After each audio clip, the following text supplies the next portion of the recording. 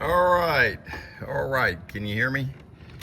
Just what I feared. I've removed the majority of all that goo, and what we're finding here is they built this and they didn't put a neck of the chase top. So when this piece is custom made, because there's some exact measurements that have to be made to where the hole is, they solder or spot weld a continuous piece of metal to this here that extends up like this. It serves as an additional watershed, as a water barrier. And then there's a storm collar that would go at an angle on top of it. With this, all they did was cut the circular hole through this, and they just packed it with multiple layers of, that was duct tape, electrical tape, at least 3 different caulkings of whatever caulking materials. Generally speaking, when you're having a chase top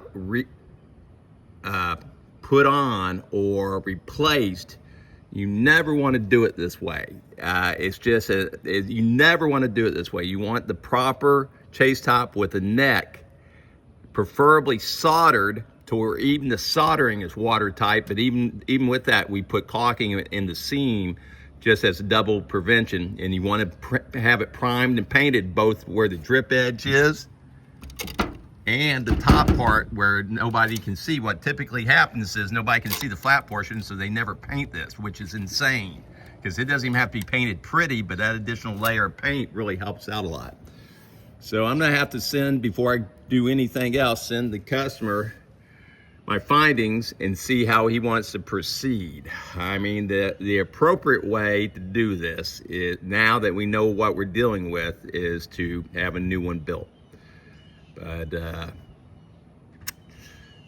might be a workaround, but the workaround is not necessarily ideal. The product I'm thinking about potentially using is called Flash Seal, and it's designed to go on metal, bond to metal and brickwork and whatnot, and it forms a tight barrier, and it'll be fiberglass reinforced. I have some of that product at the house. I haven't used it for a long time, but that might be a workaround. But I'm gonna go ahead and get in touch with the customer and see what they have to say. This is part 2, and we'll be back with part 3.